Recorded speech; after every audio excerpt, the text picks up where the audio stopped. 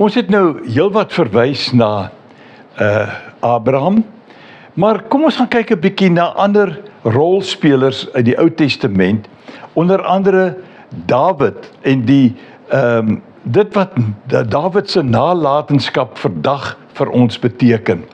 Ons lees in Handelinge 2 vers 29 en 30, waar daar vir die mense gesê word, broers, of dan geliefdes, wat ons voorvader Dawid betref, moet ek dit vir julle duidelik stel. Hy het gesterwe en is begrawe, en sy graf is nou nog hier by ons. Maar hy was 'n profeet en het geweet dat God met 'n eed aan hom beloof het dat een van sy nakomelinge op sy troon sou sit.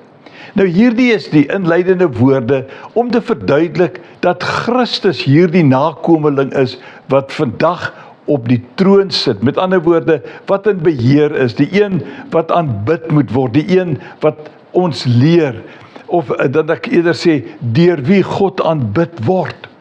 En daarom is dit belangrik om hierdie nakomeling van Dawid, Jesus Christus, goed te leer ken, in sy woord, deur die Heilige Gees, en in ons verhouding in die algemeen met hom, en dan uiteraard dit wat ons in die Bybel van hom leer. Psalm 16 vers 9 tot 10 bevestig hierdie gedeelte. Daar staan, daarom is ek bly en juig ek en voel ek my veilig.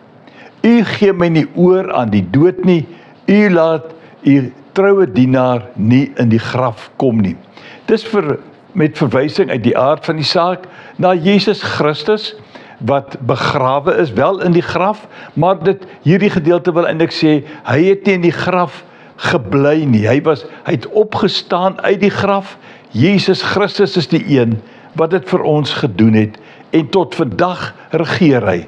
Kom ons wees dankbaar vir hierdie wonder nakomeling van Dawid, Jesus Christus, en loop mooi.